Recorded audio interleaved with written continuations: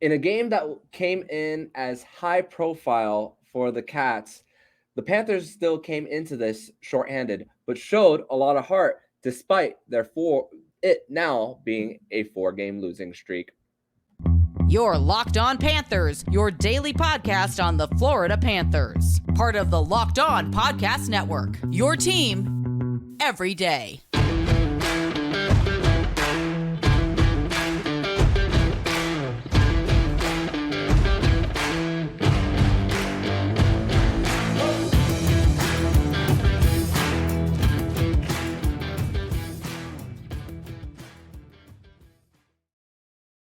And welcome into Sunday, March 24th edition of the Locked On Florida Panthers podcast, part of the Locked On Podcast Network, where it's your team every day. Thank you for making the Locked On Florida Panthers podcast your first listen of the day. I'm Armando Velez from the Hockey News, and you follow me on X at MondoMan12. Follow the show account on X and Instagram at LO_FLA Panthers. And shout out to the everydayers who come back here and get your daily Florida Panthers fix. You can follow this podcast anywhere you listen to podcasts and on YouTube. And if you're on YouTube, please smash that like button. And if you are on listening to this, especially on Apple Podcasts, make sure to leave a rating and possibly your review could be read on the show one day.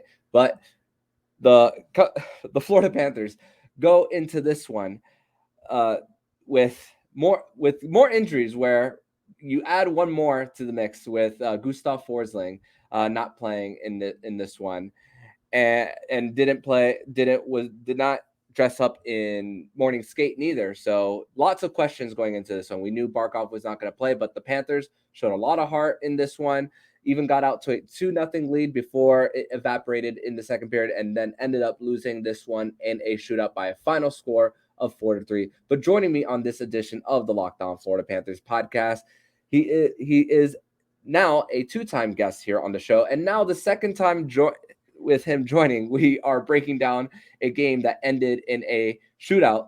This one coming in a loss this time, unfortunately for the Panthers. He is the host of Locked On Syracuse and South Florida native / Panther fan, Jackson Holzer. Jackson, welcome back, my friend. Thank you. So 2 for 2 on shootouts. I think you said before the show that if I'm on during the playoffs, we don't have to worry about it.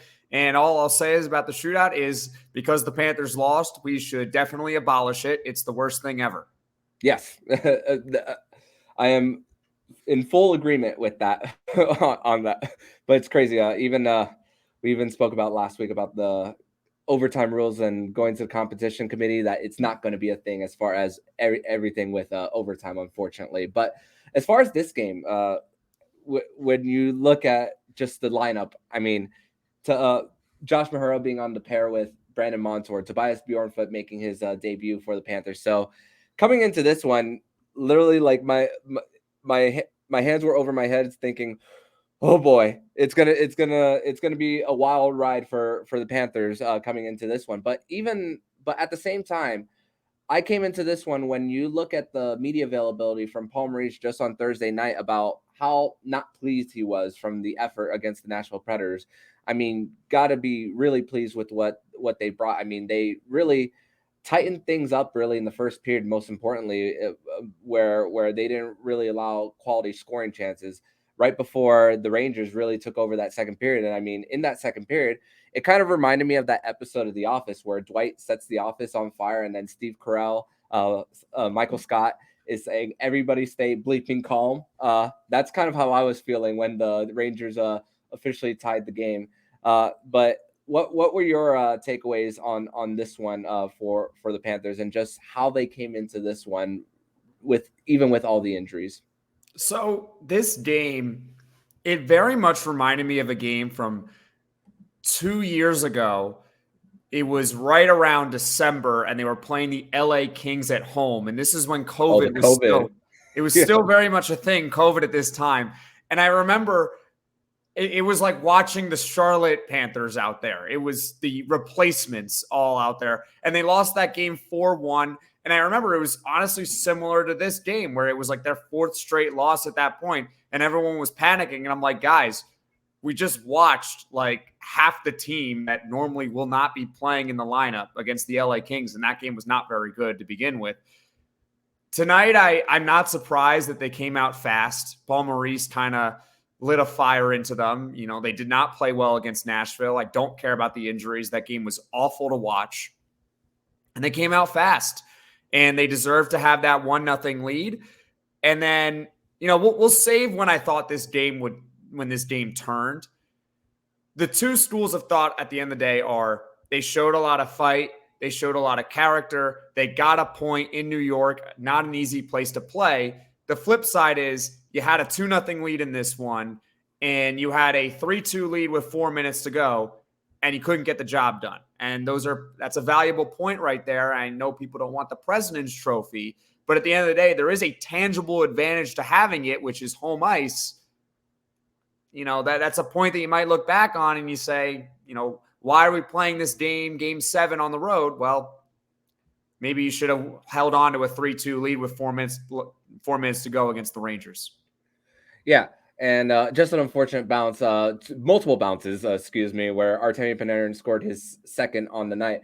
But even with the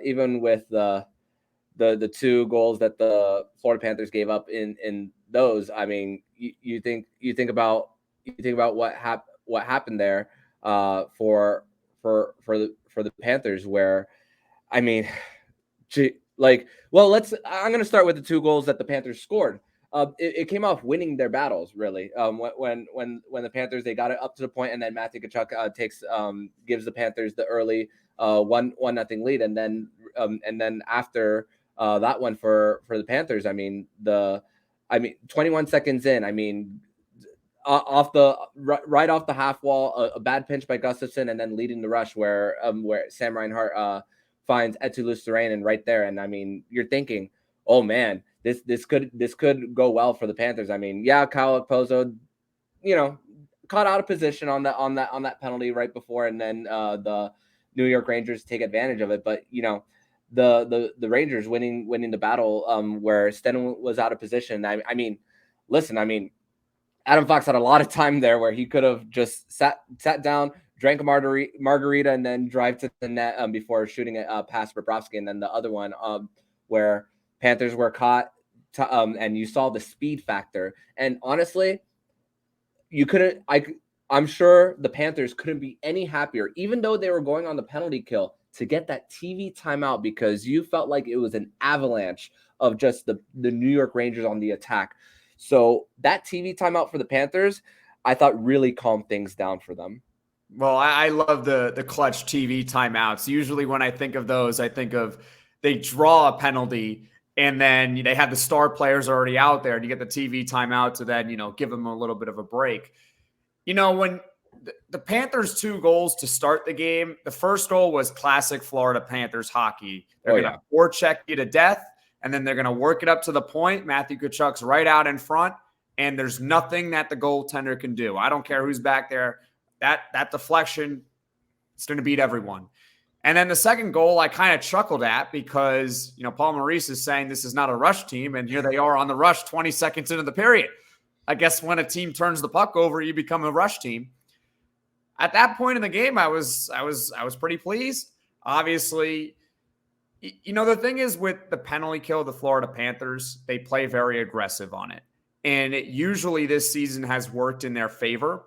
But you see kind of the downside of it. When is Stenlund out of position? Yes. But that's kind of how they played it all season long, where they usually on the penalty kill, from when I played, it was if the puck is kind of in doubt, you go. With the Panthers, it's a little, they take it a little step further where it's like if the player is starting to have possession, they will still go, which causes you to then, if they actually gain possession, you're going against a talented team like the Rangers, they're going to still be able to work that puck around quickly enough. Adam Fox is left all alone. You know, and Bob can't make the save, right? Mm-hmm. And then the next goal, turnover. I forgot exactly who it was. Puck gets deflected. Cross ice, Panarin beats Bob again. Mm. I mean, one there. I would have liked Bob to make one save there. He did make a ton of great saves, but it's one of those, pick one of those, probably should have been kept out of the net. Yeah, and still incredible saves by Sergei Bobrovsky, especially on Chris Kreider in overtime, where Well, he that was goes for the crazy. poke and then pushes off his post too. And also Verhaeghe, got to give credit to him. He broke a 14-game goal drought, which it's funny because when you don't really know when he's scoring at the rate that he does, and the Panthers, even before the 4-game losing streak, you're not really noticing it, but then it comes to light a little bit, and then he was the one who kept that play alive for the Panthers in their zone too. So gotta get, and also Wenberg broke his stick, so it was kind of a power play goal for the Panthers. So hey, you'll take your breaks when you can take them too.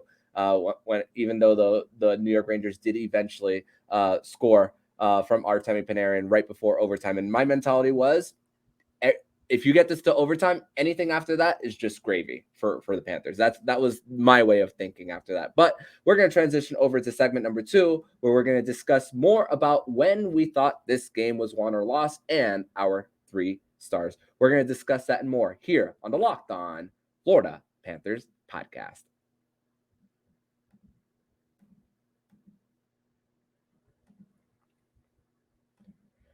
Today's episode is brought to you by Game Time.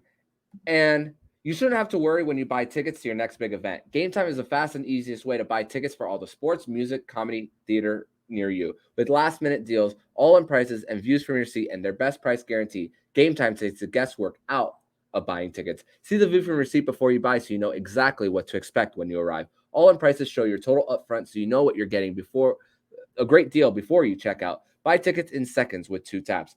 Game Time has deals on tickets right up to the start of the event, and even an hour after it starts. It's the best to find last-minute tickets. With zone deals, you pick the section, and Game Time picks the seat for big-time savings. Download the Game Time app, create an account, and use code LOCKEDON for $20 off your first purchase. Terms apply. Again, create an account and redeem code LOCKEDON for $20 off. Download Game Time today. Last-minute tickets, lowest price, guaranteed.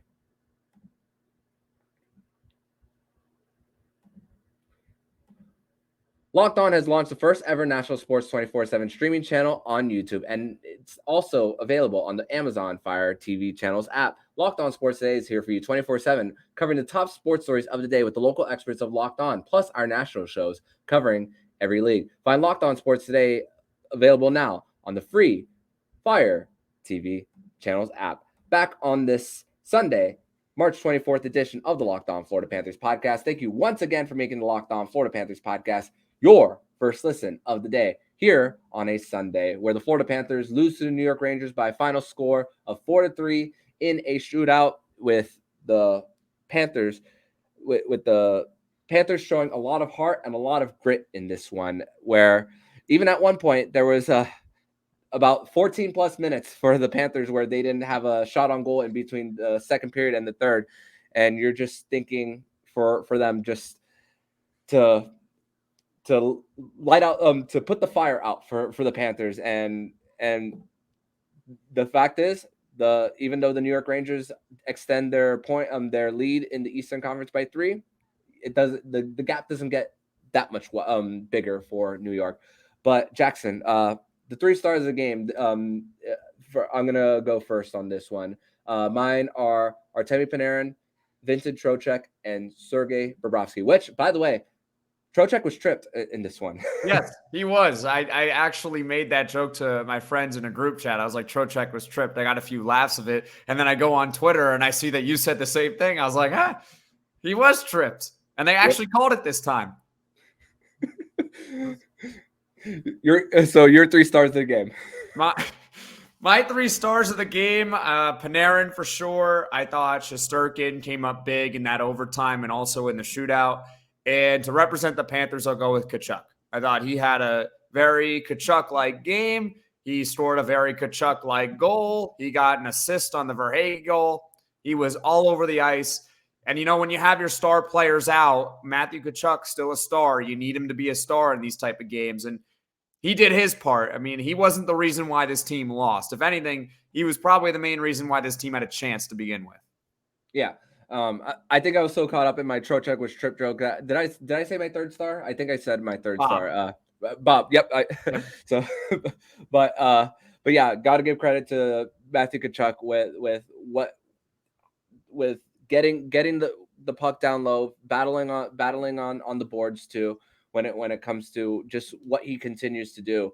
And I mean, you think about how much these lines are put in a blender. I mean, yeah, power play one was kind of mixed in with Bennett replacing Verhaeghe. I mean, and you think about with the power play for the Panthers. I mean, the first one they didn't even get a shot attempt. I mean, you think about them entering the zone and there's someone already swarmed for the Panthers shortly after the Rangers tie. I mean, their breakouts. I mean, there were times where you just see someone in their face. And right when they get to the neutral zone, the puck is fumbled for the Panthers too. I mean, with everything that went on as far as just some momentum changes, I mean, you got to give credit to those guys. I mean, Sam Reinhart too, an honorable mention for him as far as a viable scoring chance on where Gustafsson was caught on a pinch on one rush that Reinhart led. But then he was crushed in overtime where that led to a scoring chance where it was stopped too, where Trocheck made a great defensive play to get the whistle. So that is another reason why he's a star of the game. Not only the points, but what he did to prevent the Panthers from getting that second point too. And I mean, it's funny that when you think about that big hit by Eetu Luostarinen on Trocheck towards the benches too, and just preventing and not preventing the entry, but not establishing the zone time too. I mean, Eetu, I thought he had a great defensive game too, for the Panthers as well. But the moment where I thought this game was lost, the turning point, where I thought it was the game tying goal, the one timer by Panarin, which it was someone tweeted, I forget who it was, but it was very Ovi like when it came to that shot for him. And at the same time, it's like, okay, you blew the lead. You don't have a lot of Barkov in the lineup, which I actually did a little research project, which the penalty kill with Barkov out is at 65% in the 7 games missed going into this one. Now I gotta recalculate that. It's worse now. Tomorrow. So it's a little worse now. Yeah. But still, the moment where I thought the game was lost was still that second goal, because like, okay, it was mostly knowing the situation, even though the Panthers did take the lead, because I mean, you see 4-3 the final in the shootout. You think about it. Wow, that was New York's first lead, even though at times they prevented the Panthers from really getting anything going. So your moment when you thought this game was lost. So it's close to yours, but it's a little bit further back. And it's weird because this team had a lead 3-2 with 4 minutes to go, but the Rangers tied it so quickly. There was a sequence of about 30 seconds where Nick Cousins, off a turnover from Jack Roslovic of the Rangers, I want to say, he turns the puck over. Cousins has it all alone in the slot. And I'm not picking on Nick Cousins here, but he hits the post, right? He hits the post. I mean, it happens. He does everything he's supposed to do. Great shot off the post. And then the puck goes down into the Panthers D zone, and Oposo takes a penalty. At this point, the Panthers are up 2-0. And if Cousins buries that, it's 3-0. And I think at that point, it's over. And then to just hit the post, and then Kyle Oposo 20 seconds later takes a penalty. I knew it. I was like, here come the Rangers. That was the break they needed. They needed something to give them a spark, because up until about the 13-minute mark of the second period, which was that first power play, the Rangers hadn't done squat. Mm-hmm. They had done nothing. The Panthers controlled the first 20 minutes of the game. They controlled the early parts of the second period. And then Kyle Oposo takes the penalty. After the post, everything changed right after that. The Rangers had all the zone time pretty much for the rest of the game. The Panthers had the lead at one point for 20 seconds. It gets erased. Now here we are talking about a shootout loss.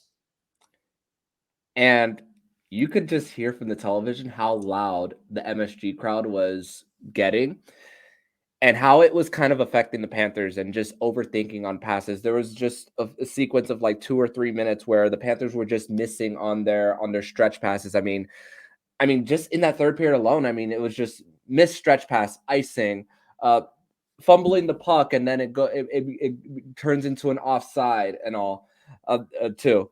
So it was just I felt like a lot of it was also the jitters of when that momentum change was happening, and that's why. Just going back to your statement earlier, even in the first segment, a game 7 on the road, and and all, what happens when you lose, uh, even though winning the season series 2-0-1, I mean, can't complain much about that, but still about how much that changed as far as the crowd noise too. I mean, I know players say they don't hear it, but I mean, I felt the effect, and I'm not even stepping on the ice. That's a good point that you felt it. I mean, at this point, to be completely honest, I was kind of just content. I was like, all right, if they lose this game, if they get boat raced from here on out, it is what it is. Like they have everyone out. They had every excuse in the world to throw in the towel when it was 2-2. And then, by the way, Carter Verhaeghe takes a penalty after they make it 2-2. Mm-hmm. And, I haven't been, the most friendly of Bob so far, but Bob made a couple big saves on that penalty kill that he absolutely had to make, because when they had that penalty kill, Bob makes a couple saves. Yes, the Rangers controlled the game afterwards, but you didn't quite feel the same way. Like everything had kind of walled off. Like the Panthers at one point, you mentioned it, went 14 minutes without a shot on goal. The Rangers had like 5 shots in that span, and they showed the quick graphic of how many scoring chances the Rangers had. It was 1. They had 1 chance. So both teams were kind of just doing nothing. I did think the Rangers controlled a little bit more, and that's ultimately why I say I think that sequence was really where the game turned. Yeah, and when they scored that game-tying goal by Verhaeghe, it was only their 3rd shot of the period too. So, hey, sometimes you could take your breaks when you need them and all. And that was the Rangers' first win of the season when they were down 2-0 too. So Really?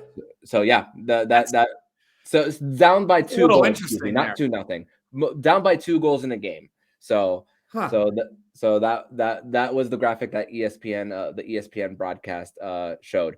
But we're gonna also take this time to transition over to segment number 3, where we're gonna talk about the playoff picture. And now the Panthers have to also quickly turn the page, as they will be going into the Wells Fargo Center on Sunday night to face the Philadelphia Flyers in the 3rd and final matchup of the season. We're going to discuss this and more here on the Locked On Florida Panthers podcast.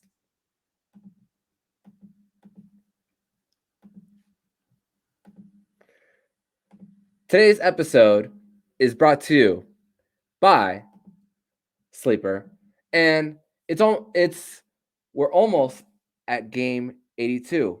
We are past the 70 game mark, actually. And regardless of where the Panthers are in the standings, which we'll discuss that in segment 3, obviously, but I want to remind you that you could win big by playing daily fantasy hockey on Sleeper, the official daily fantasy app of the Locked On NHL Network. Sleeper is our number 1 choice for daily fantasy sports, especially daily fantasy hockey, because with Sleeper, you win 100 times your cash in daily fantasy contests. All you have to do is pick studs like Sam Reinhart, Connor McDavid, Nathan McKinnon, if they will record more or less their Sleeper projections for things like goals, assists, saves, plus, minus, and more in a given game. To win a 100 times bet on Sleeper, you need to correctly predict the outcome of 8 players' stats. You heard me, Cats fans. You can win 100 times your money by playing daily fantasy hockey with Sleeper. So start paying attention and nail your picks so you can start winning big. Use promo code LOCKEDONNHL and you'll get up to a $100 match on your first deposit. Terms and conditions apply. That's code LOCKEDONNHL. See Sleeper's terms of use for details and locational availability.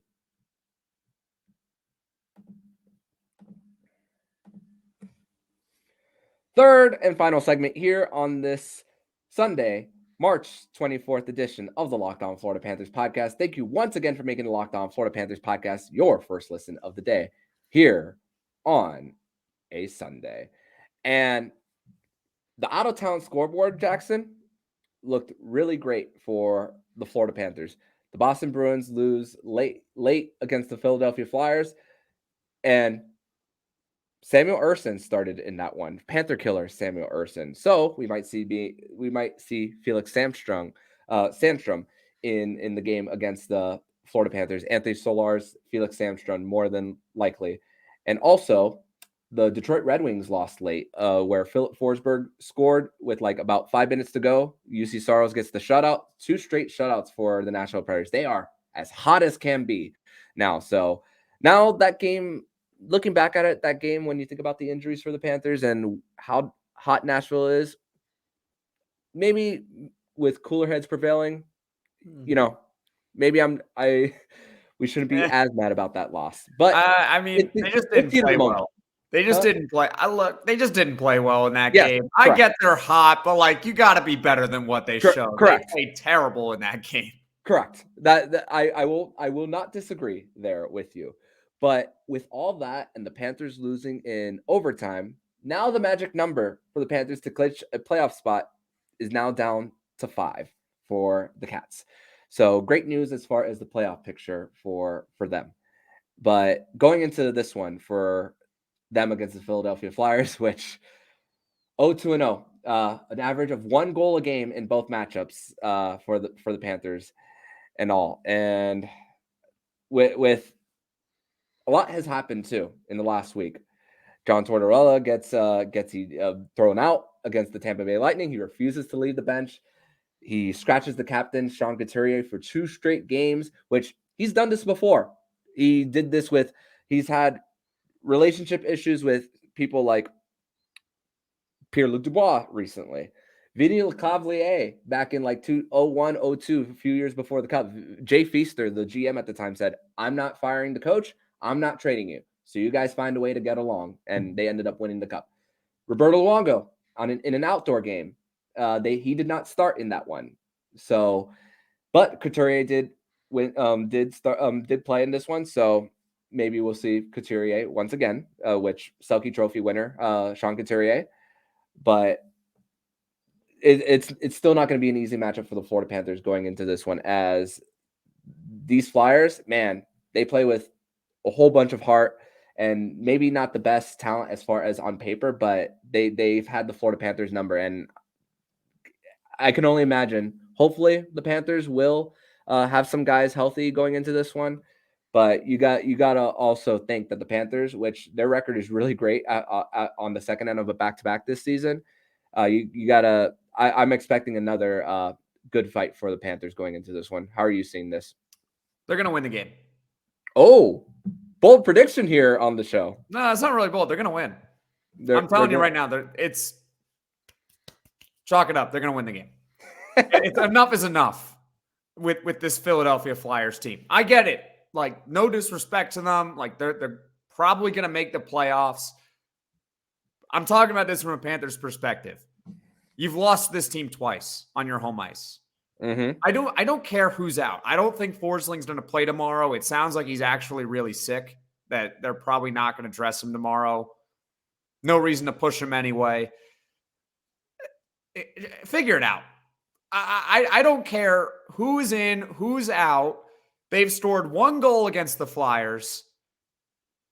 At some point, the excuse meter, they've lost 4 straight. Come on.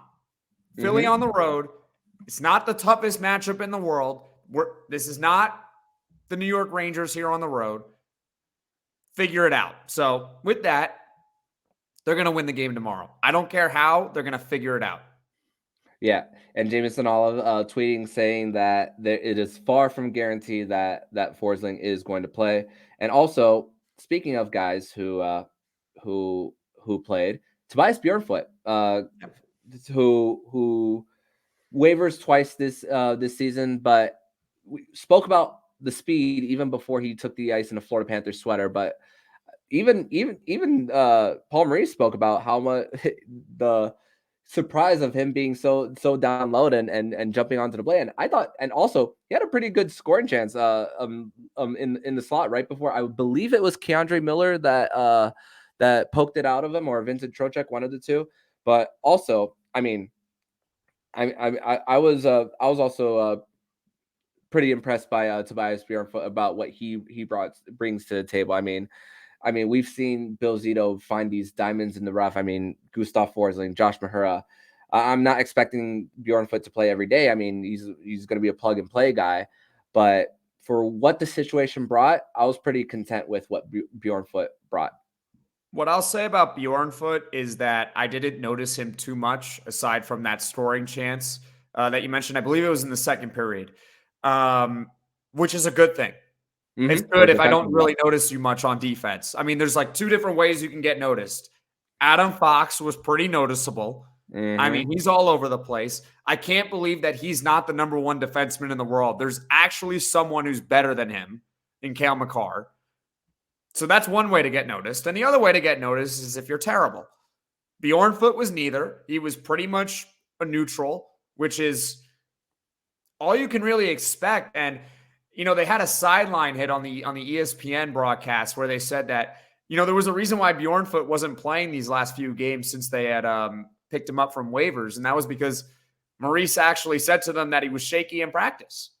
Apparently, it was by necessity he had to play tonight, and I thought he looked good. So maybe he can start practicing better. I guess it doesn't really matter at the end of the day as long as you play well. Yeah, I mean the best indication is, I mean, sometimes game tape, and maybe that carries over to that where you're getting more of the system under you and all. So that could definitely carry over. And I'm expecting the next Panthers practice maybe Wednesday. Because they wouldn't come back. They wouldn't practice on after a back-to-back and traveling back home. So I guess that would be the indicator of that, of how he practices and all. But also I want to discuss what Maurice said after, because this is a quote that I was expecting from him. But I'm going to read it anyway. It says, quote, "In Dallas, we won, and that game meant nothing to us. This one was far more valuable to us. This game was good. We played hard." And you think about, close quote, and you think about the differences in playing one period, playing one period well, and then going back to the Tampa Bay game, just playing two periods well after one period. But it was just more, for the Panthers. I mean, that one period for the Panthers that they weren't playing well was in between two. And all. So, but you still saw a little bit of stretches where they stuck to their structure. They got back to them. You even mentioned that their goal that was off the rush, but it wasn't forced throughout the night too. So it was more, they were getting more of what their style was for them. And listen, when it comes to going back to who you are, when you see this kind of stretch for the Panthers, even though tonight came in a loss, maybe, just maybe, this can go back to getting 2 points. And I mean, it goes back also to this one thing that I preach a lot: process over results. Ideally, you would have both, but here's the thing with the process over results. This is, I know we're coming towards the end of it, but it's an 82-game marathon. Mm-hmm. And the Florida Panthers this year have the luxury of not having to sweat making the playoffs. So it's not a situation where they're like, you know, it doesn't really matter how we play. We have to get the 2 points no matter what, like it was last year. So, yeah, in that sense, you're right. I'm not surprised Paul Maurice said that. I thought he would say that. I'm not surprised what he said after the Dallas game. It just is what it is. It's about building the habits, because you want to be playing the way you're supposed to play in the postseason. When we get to the postseason, though, there's no such thing as process. I don't care about process when we get to the postseason. Last year, the Panthers were playing games where they were getting doubled in their shots, but they were winning their games. I did not care a lick. It doesn't matter come the playoff time, but in terms of building habits to get there, yeah, you're right. You'd almost rather play a better game and lose than have that Dallas game and have three power play goals and find a way to win. Yeah, and it's funny, going back to process over results with them going into Philly. And there was one Philly team that talked all about, excuse me, about process, but didn't get results in a 10-year span. So thankfully for the Panthers, they've stuck to that. And there was lots of proof that it's slowly building. And once they're healthy, where we not necessarily expect it to be right away, but we can slowly see the balance more, because we don't have to see Lundell play top minutes. We don't have to see Brandon Montour play 25 minutes on a night, which him and OEL logged a lot of them tonight. So everything can hopefully be more smooth going down the stretch. But Jackson, I want to thank you so much once again for joining me on the Locked On Florida Panthers podcast as we break down another shootout game for the Panthers. Unfortunately, this one came in a loss. Tell everybody where they can find you and your work online, my friend. Yeah, so I am the host of Locked On Syracuse. You can find us on Twitter at @LO_Syracuse. That's about it. That's where you can find me. Awesome, man. Thank you so much, and I will see you next time, my friend. All right, I'll see you next time.